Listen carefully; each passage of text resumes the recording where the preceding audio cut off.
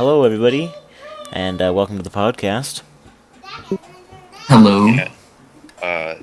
Today we have Anthony, Landon, and Cole. Gabe sadly couldn't make it with us today because of other disasterful school projects he had to finish, but it's all.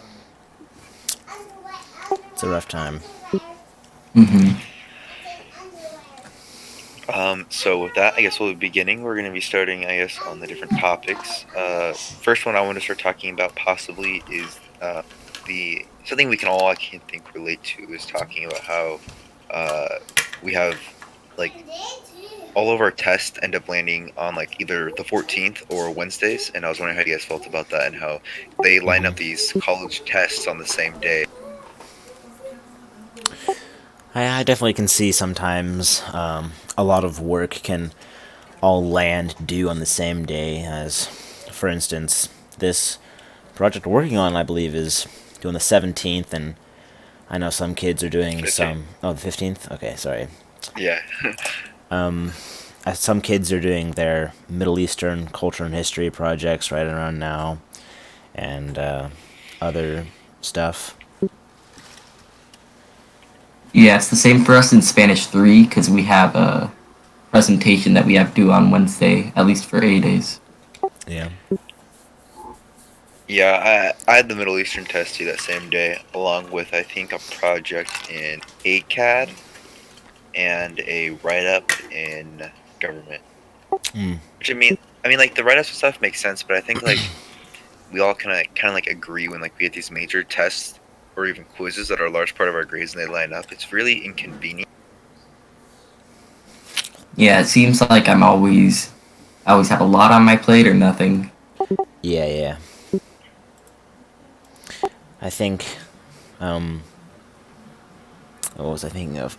In medical terminology, which is a class I take, we are always having projects, or we either have, like you were saying, Cole, sorry, we either have huge projects or nothing. And I had a huge test today, and I'm not really going to be doing anything the next day, and then they all just seem to line up. And I think if teachers were to maybe try to find some solution. I mean, of course, we can't just have no tests, but it'd be better if they could coordinate projects and tests. I feel like it'd be really hard to coordinate all the projects and tests. Like, they can try their best, but Yeah, definitely. they'd still have to, like, coordinate with all the different class periods, and some class periods might be ahead of others. And hmm still, even without that, it'd still be really complicated. Definitely. One sec, I need to turn the push to talk because Landon just made me laugh with what he put in chat. Sorry about that, Miss Schneiderman. When you have to listen to this, if you do, I don't know if you do. I Hopefully, think she'll just be reading the transcript. yeah. I don't. So we'll just put a dot dot dot before hmm we get to this part. Um, Anthony, do you have any other thoughts about this topic?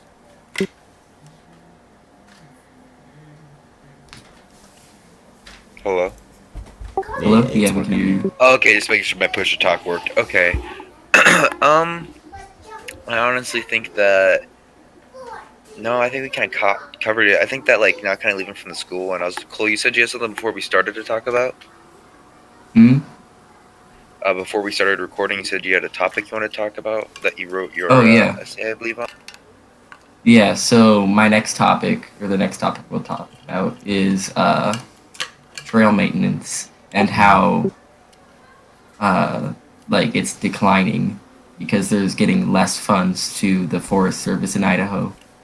And so less people are being paid to maintain our trails. And I think that like trails and the wilderness is like a big part of Idaho. So Definitely. without that, we don't really have a lot except for potatoes and onions. Yeah.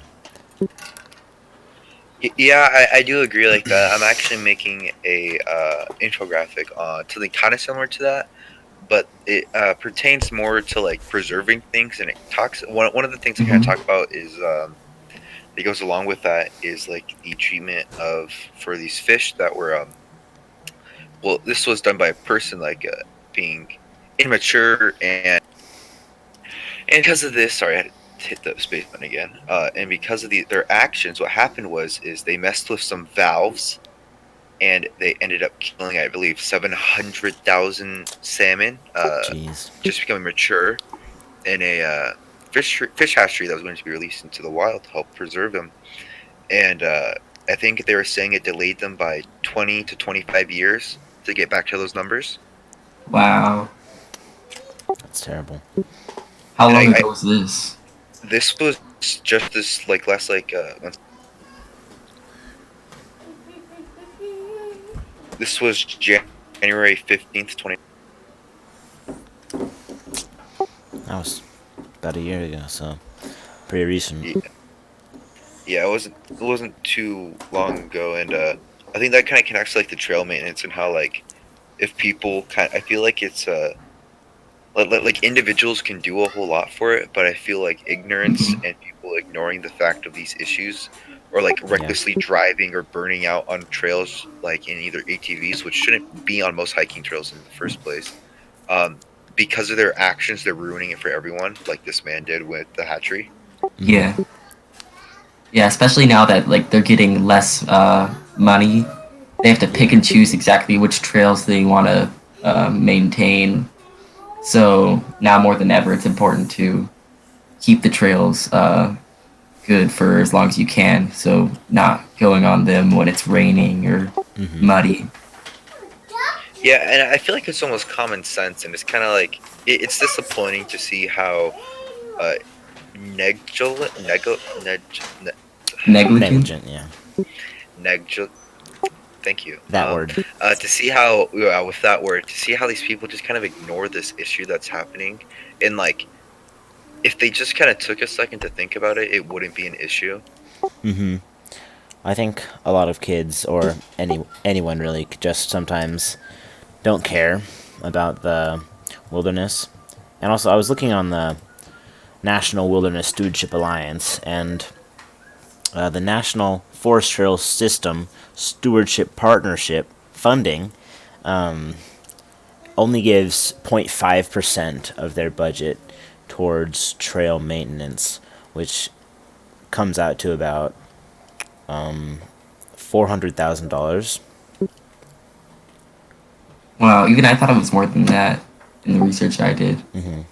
But yeah, Yeah, I feel like there's still some money that they'd be able to spare because in the past few years, the amount of people that have been hired to maintain trails has gone down, and the amount of people that volunteer to maintain trails has had to gone up, and it has gone up just because otherwise the trails that they want to go on to get to their favorite destinations, they just can't go on them. yeah, I completely agree, especially with the fact that like Idaho is primarily known for its wilderness, like hiking trails and that. And it's kind of like when you take that away, we're losing a large part of like why this area is rich and even like slightly expensive. You could say is like that is the main reason people come to Idaho, either for visiting reasons or for living reasons, is because of this land. Even the people that live here have grown up with it, and it's just it's really depressing to see it kind of just go away because of people being irresponsible. Yeah, I think what you said about like people growing up here goes into how they'd probably support a bill or something that would propose a increase in funds going to trail maintenance. Well, actually, to bring this up with like how we're treating our land is uh while this isn't exactly related in 100%, I was reading in a debate class about a they just passed a new law that reinstated an older one, but it was about taking in already spent uranium or like radioactive materials to deactivate them or do more research on them in Idaho because there's a I forget the exact number, but it was an insanely large amount that was right above a reservoir that the government is getting rid of for us. And I think that like we have all these things that people don't really know about. And I think that like we need to kind of like also like inform them a bit more possibly on like the things that are going on with our nature and society because it's like we have all these great trees but we don't really know a lot about them. And it kind of like even bring up the point in how like we didn't know how little the funding was for like our trails and stuff. It's like another fact that like this isn't really public knowledge. Like it's public knowledge, but it's not really like spread out or told to the public. Yeah. I feel like if there's a lot of subjects like these that people would support if they knew about them, but they just don't have like nobody's telling them about this kind of stuff. Mm-hmm. It's very easy to like get lost trying to find information, or just trying to be informed about how our trails are upheld and many other stuff as well, but sometimes it's just hard. Landon, do you have a topic you want to bring up or anything? I like we were talking about the disposal of radioactive elements, I guess, components, because... Oh, go ahead. Yeah, give me a second. I'm talking. I'll pull it up real quick. Mm-hmm. But I haven't done like any serious research, but I'm fairly certain people were just scared about radioactive material, so they just buried it in random places. Or I guess they buried it in certain places just around states, and I believe Idaho is one of those areas that they just put stuff away and forgot about it. I'm not too educated on the topic, but yeah, that's what I've heard. Is just they're just like putting it in a hole just to forget about it for now, worry about it later. Mm-hmm. One second, I'm gonna push talk off so I can say it. The Idaho granted a conditional waiver Thursday to the U.S. Department of Energy that could allow research quantities of spent nuclear fuel into the state after years of blocking such shipment. So the grant announced by Governor Brad Little and Attorney General Lawrence Wasden, both Republicans, means the Idaho National Laboratory could receive about 100 pounds, around 45 kilograms, of spent fuel for experiments as a part of U.S. strategy to expand nuclear power and reduce greenhouse emissions. It requires the Energy Department to first prove it can process 900,000 gallons, 3.5 million liters of high-level radioactive liquid waste that sits above a giant Idaho aquifer that supplies water to farms and cities. Now, I was reading this, and it never states anywhere exactly which reservoir it sits upon, but I think like this issue, we have this here, and yet it's not more known. I think it's like something that needs to come out more, and kind of like even the fact that like we're even storing this much toxic radioactive stuff is an issue. Definitely. How do you exactly like process nuclear waste to... Well, from what I got from the article, back in 1995 they made an agreement saying that it required them to process all 900,000 or some large amount, but they were obviously failing because they weren't doing it, and they came to an agreement to, instead of having to do it, they just have to prove that they can. So this one is giving them more time so they can process it. So it's kind of like giving them, the energy department, more leeway, I guess, in it. But I think that like, it just kind of causes issues for us, because if it back 1995 and they still haven't processed even half of it, I think, if I'm not mistaken, I don't know how, and it doesn't even state how they would. So I'm pretty sure that they don't have a clear way to effectively get rid of it, and it's just them saying, "Well, this is putting research to it," which I don't think is fair to Idaho. I mean, I'm not saying like that we should. Well, no, I am saying we should push it to other states that have less natural wildlife, or even population, or even like away from a reservoir. I don't know what genius decided to put it above a reservoir. That sounds kind of weird. Well, I'm doing a little research right now, and there's about 6 ways we have currently to dispose of radioactive waste, and the majority of them are dump it here, dump it in the ocean, dump it in water, which is the term, or the way that we have it in that pool, because if it's in a large water-cooled pool, it's a little bit, it has some merit, but like, there have been cases where they've spilt. But out of the ways to use it again, there's really only one, and that's reprocessing for plutonium. But currently, it is effective, or not, it's efficient, and it would be a great way to do it, but it's very expensive right now, and we'd have to do some innovation to make it not only good for the environment, but not too expensive that it's gonna lose us money. So I guess that like decision to put it off for now might have actually been kind of backed up by reason, because they would still, like, in the future they might have a good way to process that nuclear waste cheaply and efficiently. Yeah, I mean, I don't like the idea of it being in my state. And like I know it's like ignorant to say that we should push it off to other states, but like locally here with how fast Idaho is growing, and especially of it not being like obviously it's not going to leak into the reservoir, I'd hope at least, but I feel like not a lot of thought was put into it, and the fact that like we've had to push back this agreement and to rewrite it also kind of upsets me, I guess, and like it just makes me worry for future like issues or problems occurring.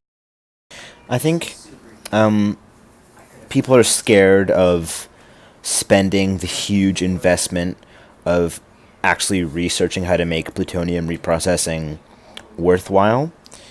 And so I think what we need to do, or what would be a good idea, would be to quickly get towards that reprocessing stage so we can start taking the waste and actually using it and reusing it instead of having it pile up in reservoirs or just boreholes around the world. Don't mind my alarm. I am sorry. That's okay.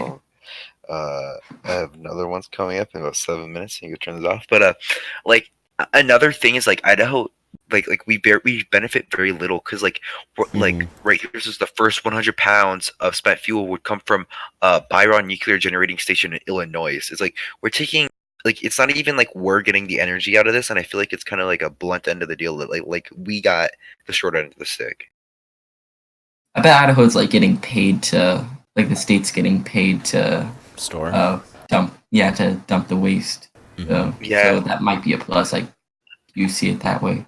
Yeah, I didn't see anything about that, but I think that could be a possibility. But I also think that they're removing prior energy waste that we have here too. I think it's kind of the payoff. It's like, I mean, some state has to do it, but like, I have images here of just like, basically just a middle of nowhere sand area with small like cylinder looking like cylinders that look like they can come out of the ground.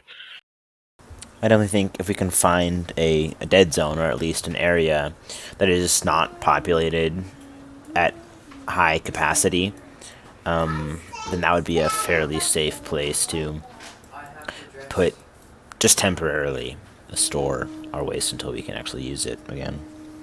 I mean, there's always space also, but that's another story we can go to. I'm not saying we should shoot off high levels of radioactive materials into space, but it's not our issue if it's gone. I don't know if this is like an appropriate topic to like Yeah, introduce here. No. What I'm about to say is, but by launching pieces into space, we've actually already created a almost blanket of trash around the world. It's not very thick yet, but if we continue to launch stuff into space, then we will create a shell of debris around the planet and block us from getting anything into space and possibly confining us to Earth for a long time. And it'll also destroy a lot of the satellites that are already in orbit, which will destroy like more like chain reaction. Go ahead. Like a protective layer from. So I see a win-win, but I mean, anyway, back to this. I guess. I guess it's a more fun topic after talking about the fact that we're storing uranium.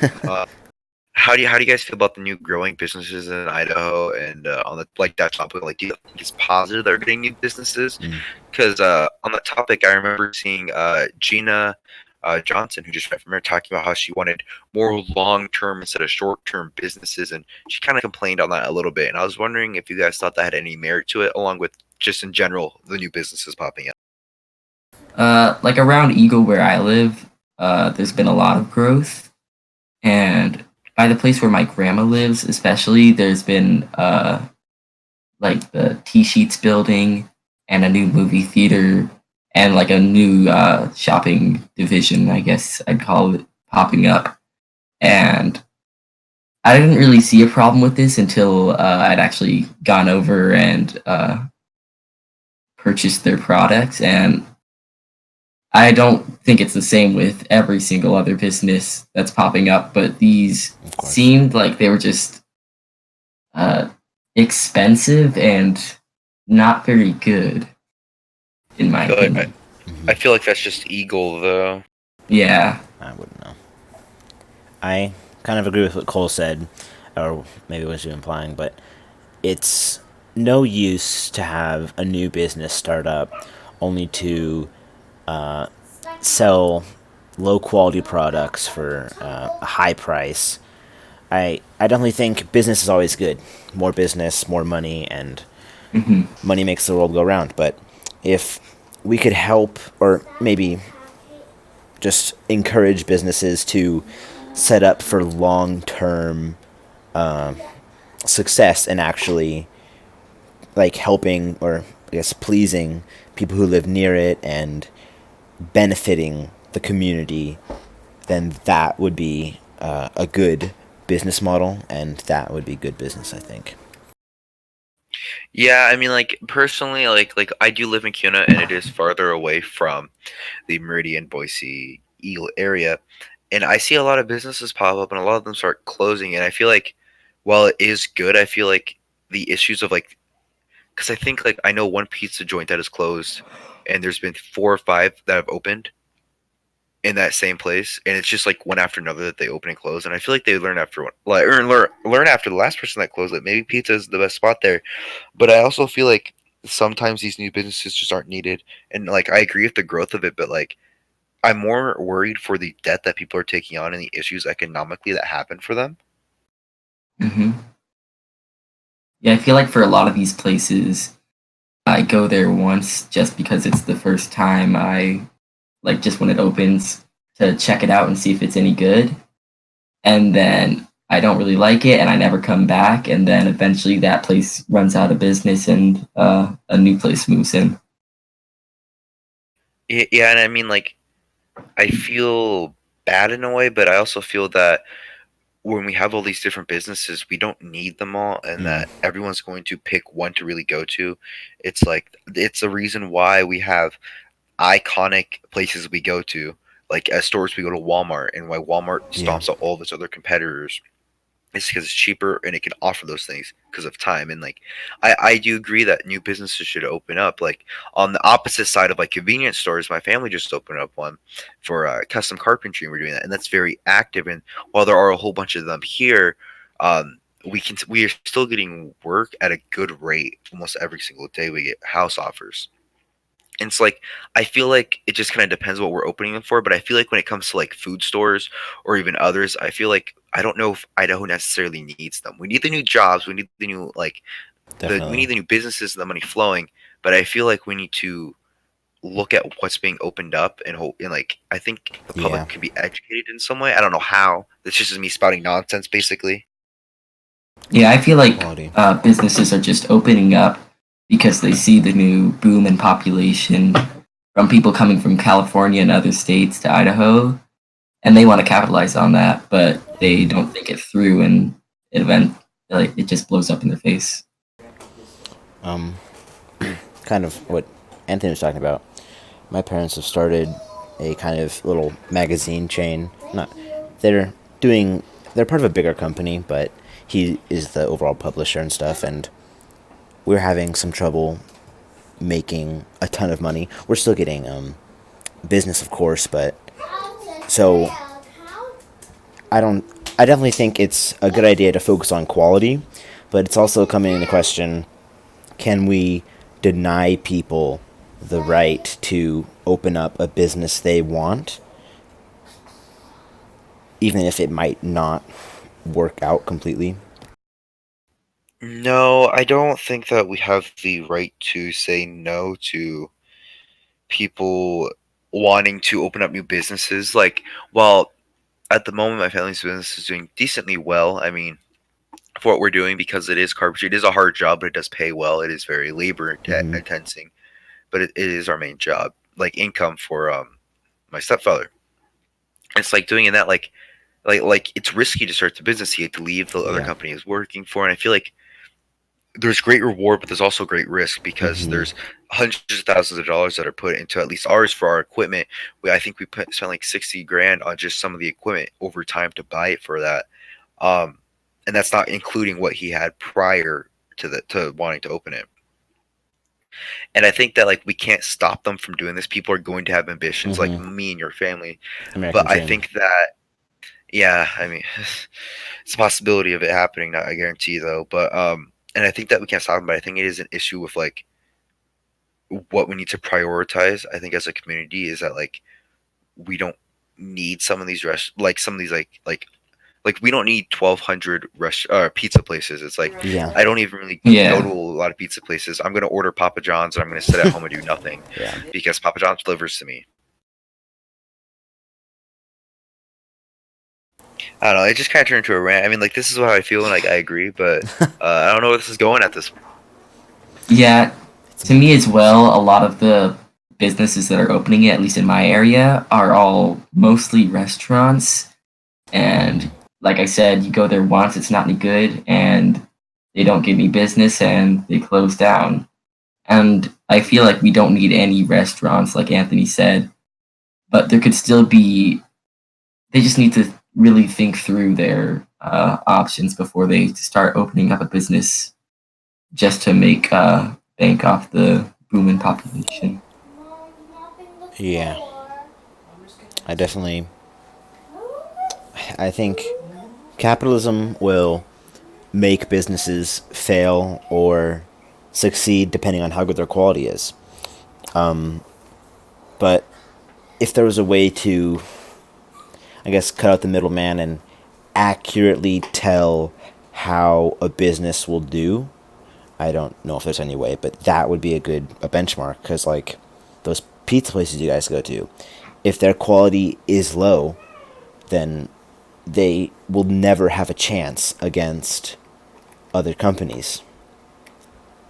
Well, Mhm. not even just that. I think that like when it comes like when I was working, sorry, I'm saying like so much. It's so bad for me from speech and make to say that, but from when I was working like Wahoo's and stuff, I could clearly see that like their quality of pizza was utter crap. And I think like in some ways that like while they weren't necessarily beating their competition in pizza, people are still buying it because of location. And like I feel like it just becomes like location is all there's hundreds of variables that go into it, but I feel like we're just over pushing certain boundaries, not boundaries, we're over pushing the limits of what we need in a community, and we Yeah. could possibly focus on better areas we could open.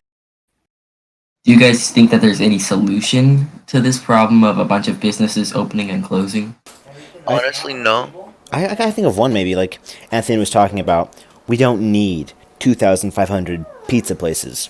But I think it'd be interesting if maybe they were to try this in some location first, but if they were to put like a cap on a certain amount of local and global businesses, like you could only have 10 businesses like Papa John's, so those big name Papa John's, Papa Murphy's, Domino's, and then maybe like, I don't know how much is a good number because I don't know economics, but like 30 or 40 local business pizza places at a time, then that could almost direct people into certain jobs, because I don't know. Yeah, I see what you're saying, and I agree with you on a certain level, but I also sadly disagree, but only on the sense of I don't legally like I don't know from my experience of participating a lot in congressional debate. People love their mom and pop shops. Mm, They are a Hmm. large influence and part of what makes America America, as you said, the American dream. mm-hmm. And I think that while we shouldn't restrict them, we should advise them. And I feel like as like a Yeah. community leading council, like there should be information, there should be statistics, there should be something posted to the public to inform them of like the likelihood, or like advisors that we pay, and like once again we're making more jobs, which is also good. But like advisors that talk to them about like the logistics of this and like if this is logical, because like I do agree that like certain places don't need more than 30, but like we go to California and in a single area, and with how large that population is, they're going to need much more than what we're going to need in Idaho. So like I feel like we shouldn't restrict it, but we should advise people on certain numbers and like bring in a logical standpoint to be like, hey, well, I understand this might be your dream, but think about this logically, because I don't think we can stop them. Yeah, but I was thinking, like that I love that idea of like an informative meeting. Like, hey, we already have 75 pizza companies. Another company, another company would not benefit. Oh gosh, oopsie. Hold on, technical difficulties for a minute.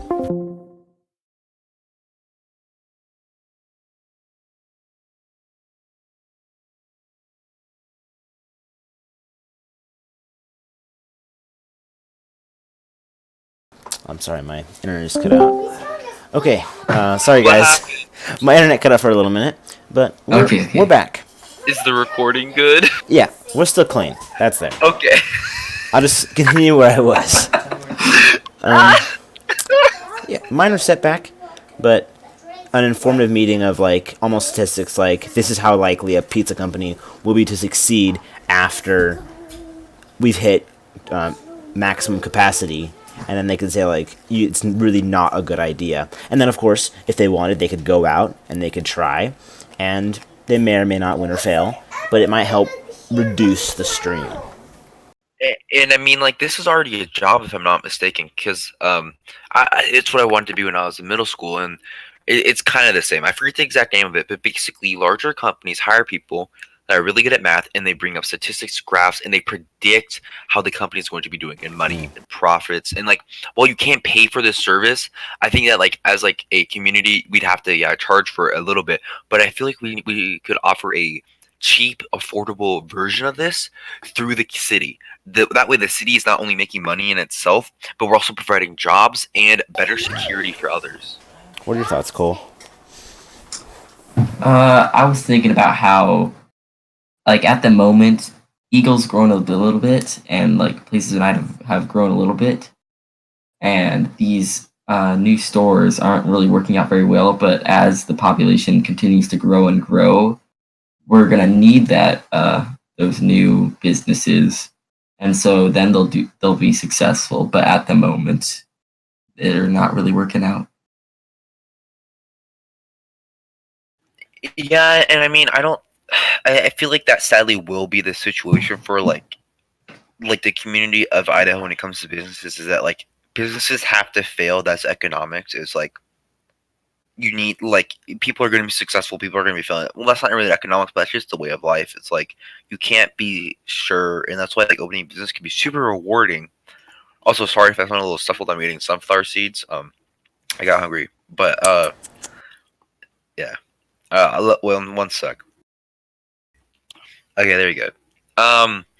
But I think that while we can't restrict them, we need to have an informing or just someone to talk about them with, because like I'm not saying that everyone rushes into it, but I think a lot of people do. We can't stop. We can only help the people trying to get there.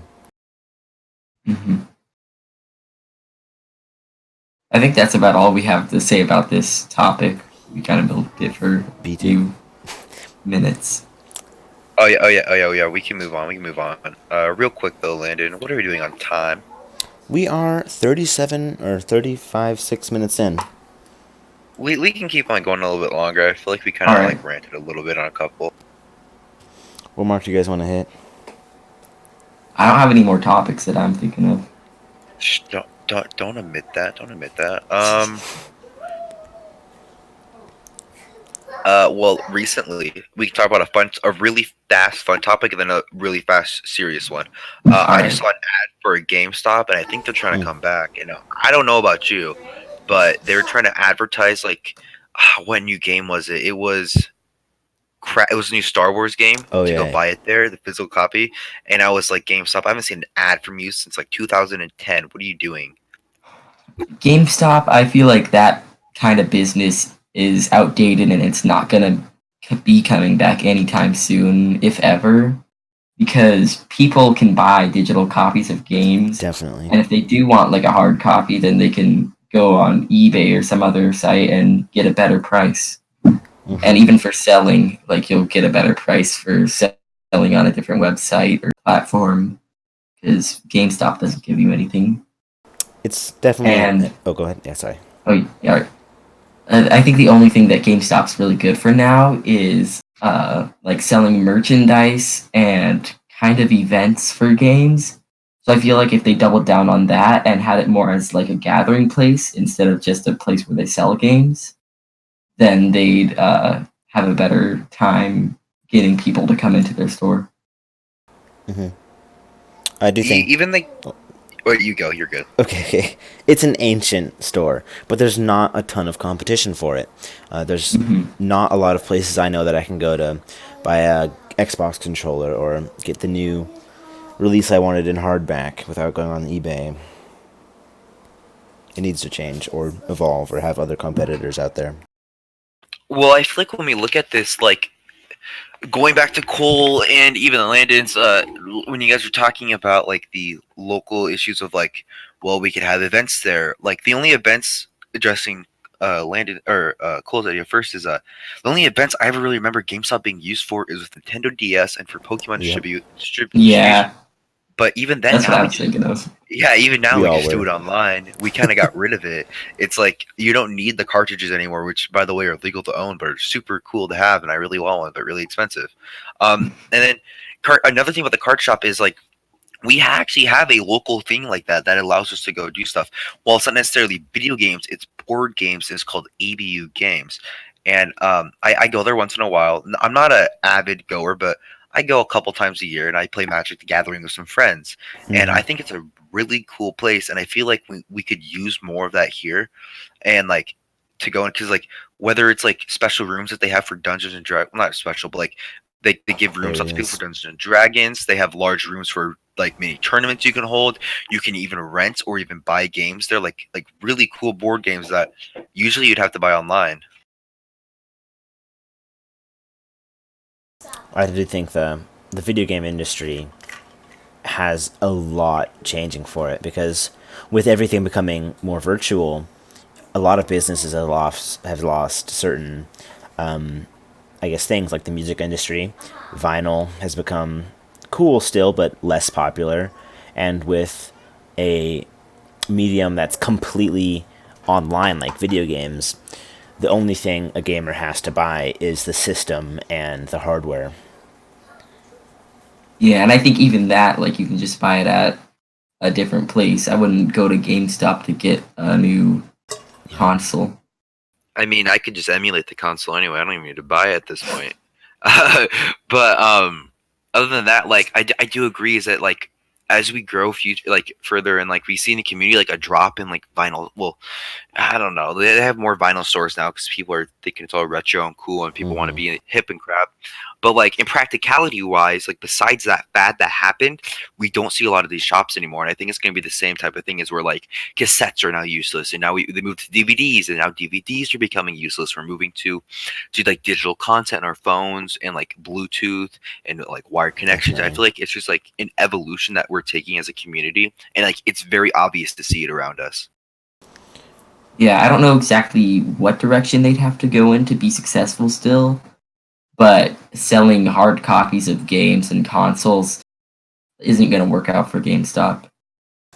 I think, real quick, we're going to do a short fun and a short serious, and I think we could transform from GameStop to actually, like, all in all, digitalization of everything and how the market will change in jobs and all that stuff. I don't know what you guys think about that, though. Yeah, I heard there's like a new demand for a lot of people going into computers. I don't exactly know Definitely. the title of these careers, but Yeah, I uh, mean, oh sorry. no, you go. Yeah, I do agree because like it is a very large growing program. Like if I was, let's say, not go to Renaissance High School, I was in the program at my school at Kuna High School to go into a programming software to where I would go to different associate like programs, bank, not necessarily banks, but like different like no, there was a bank on there, but I would it basically red versus blue, and we would try to go into it and break the system to find flaws, and it was a learning experience. And try and prepare you for these real world situations. I think that like even like high schools offering jobs like that just shows how much we are evolving as like not just a local community, but on a global scale, like nationally as a more tech savvy world. And like I agree that we are becoming more digital. Like I stated earlier, we're just moving past this vinyl cassette cord. Like we're moving past it. Even our phones now are charged wirelessly, like wirelessly through like wireless connections. And I think it's just like something we have to live with and move on with. And I think it's just like a part of our lives. And I don't think it's going to be bad switching. I think it'll like we won't even really tell when it happens. Like if you ask me, it's like I noticed we got less chords, but like I didn't notice much more than that. It just kind of happened, and I Mhm. think it's just gonna be like that. I feel like this is mostly a good thing, but also there's going to be a lot of jobs that are going to die off sometime soon, like driving, especially is what I've been thinking of with driverless cars and how they're going to be able to drive cheaper than having to pay someone to drive for you and less risky too. You won't have that risk of Well, somebody well, crashing. like if last time I looked at the prices of like one of those cars, it was insane. I will never be able to afford a car like that, and I don't think like 70, I don't think like 84 or something like percent of the population probably could ever in their life. No, no, but I think uh, like in the coming years, that technology is gonna get more advanced Yeah, and it's gonna get cheaper and cheaper, just like most new everything. technology does. Yeah, like computers in 1943, less than 100 years ago, were 1,800 square feet and weighed about 50 tons. And now we can keep them in our pocket. And so with innovation, we really cannot tell how stuff will change in the future because it could be very. I would not be surprised if in 30 years or more, this stuff was standard run of the mill. Everybody had a car that could drive themselves. That's just human ingenuity. We want better and better and better, and nothing's ever enough. And so we keep on going higher and higher and getting more comforts. I Hmm. mean, I guess another branch off is like, how do you think this is not like once again, I have to say the word community is local, but like it's also going to be global too, affects both of them. But in the fact that like in the analogy about earlier of red versus blue and how the attackers always win, like and like how Yeah. like security is going to become an issue now with these like driving cars of people breaking into them, not physically but digitally, and like the issues that can cause from running completely like computer ran program only non-human systems. And who do you hold at fault for that? If two driven cars crash into each other, who gets sued? That is a good question. I feel like that's going to be like another issue is that like neither of them are technically at fault, but they both are for starting the car and turning it on. But it's not like any of them had any control of what it was doing. I think like along this sense of uh, like how driverless cars are gonna work in the future, I'm thinking of like a world where manual driving, like driving by a person, is illegal and Mm. uh, like the driverless cars will be programmed to drive efficiently, like bumper to bumper, going 60 miles an hour, and they'll all like have their programmed routes that they're taking. And I think driving in that sense is going to get a lot faster, and people are going to be able to get around town a lot faster and easier. Yeah, I mean, like, but we already have it. Like once again, another thing is like we were talking about Idaho and like how we have these long commutes. I mean, like, of course, not as long as Idaho, but then I was talking to a good friend of mine, Levi Hostetler, who's in the IB program, when I was taking him home one day, uh, a while back, because I was with some other friends and on our way, we had to take him back to his house before we all went to a friend's house. And he brought up the idea of like, well, what about Japan? They have these bullet trains that transport people, and I was like, what impact do you think that would have here? Since like driving cars, of course, are still in the Yes. future for public people, but this is something we could have. How would you see this impact us? I feel like that'd be actually a pretty cool thing to have, Yeah. even though it's so expensive. Just to be able to get from Cuna to Eagle in 10 minutes would be incredible. More like a minute. I don't even think it'll take 10 minutes. That's I have no idea, but yeah, still it'd be super fast. I do think it'd bring about a great change in like just social and actual physical structure, because we may feel right now that people from other areas are less, I guess, less like us. But if it does come down to a minute travel to Kuna or anywhere in Idaho, I guess like in the Boise metro area, I think we could see a social shift of a more united Idaho. Yeah, I mean, like, so looking at right now, since 2014, a Shinkansen train, its regular speeds are 200 miles per hour, and it's just thinking about that, and, like the transportation and how like we could basically get rid of cars. I mean, like, of course, I know with the farming mobile you're involved it, and like the people are still gonna have like their own cars. Mm-hmm. But if we were to have this transportation between like large areas, just like Nampa to Meridian, and like we wouldn't have Meridian to Boise because it's so close, but like these large areas that are disconnected, or like, of course, it's not bad now, but just the idea or thought of, like faster transportation to me, it just seems like the better option for us in the future because Hmm. we're only going to get bigger in population, Mm-hmm. and like in Japan's I think is making the best out of it when we look at this and like how their commutes are slower and they all get to the same place same time and people are spending less money overall, and I think it could help the economy. Yeah, I was checking, and in Idaho, the average commute is like 17 minutes a day, or sorry, 17 minutes there. And it doesn't sound like a lot, but I did some math, and that's 8 days of travel a year, I think. Unless I did my math completely wrong, which I very well may have.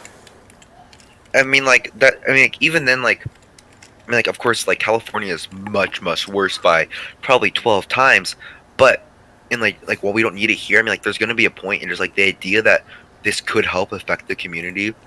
And like once again, the ways of evolving is that like one day I truly do believe that cars will be useless, that we will not need cars, and that we'll have some other form of transportation. Just as Hmm. how like I think trains, or not necessarily trains, but some unknown thing that I can't think of for like a large group travel will be the next step probably. Mm. I feel like what Landon was saying about how long it takes people just to commute to their jobs. Like, not only would something like the train be a solution for the time, it would also save money on gas and lower the risk of people dying in a Definitely. car accident.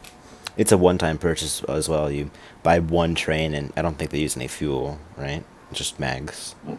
Yeah, I think it's mags. I mean, they might, but even then, like Less, one definitely. train, And one yeah, large automobile using train, like over thousands of cars, like I see it being much better, especially considering that like downtown Boise, like if we made one from like Boise to there, and how in the morning if you don't see the how backed up it is to get there, like if we were to eliminate that, not only the amount of lives that would be saved, the money that would people would save, and the time of how people could leave, get to work, go and get back home, they would have more free time to do their own work and possibly lower like stress levels and stuff. I mean, that's just speculation though.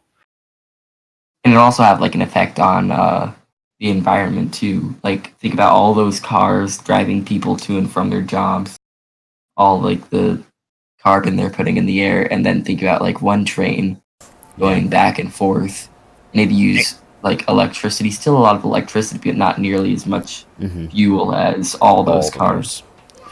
And I Yeah, mean, like, could probably produce the electricity with windmills or something like that. Like, Idaho has the possibility, or like you can sound like, I think Idaho has the possibility to go like fully, like for like at least this idea. If we were to implement this for faster transportation, I think that we could do it successfully with like out use with using very little electricity. And like even if we were to let's say have like, I would think we'd get more than one, of course, probably like two or four. But if we were even building like these two-way rails wouldn't hurt the environment. We can literally build it over definitely. freeways. I think we do have a great capacity to become energy, clean energy. It's just, are we willing to pay those two big paychecks of those windmills or those dams and the train. And I think finding that public funding is going to be one of the hardest parts. Yeah, I completely agree. I also want to add that I'm sorry, I was just chewing on a sunflower seed and I realized my mic was on, and I was like, dang, that's good. Yeah, I do think that the funding is another issue. Is like we struggle with funding now for even the smallest things, such as like the education, like in Idaho, and how we're like constantly decreasing in our, I think like 43rd in the 43rd out of 50 or something like that, or like 38, and like we are getting lower, and how like we can't put money to it. So like I do see that being a large issue with us even getting funding.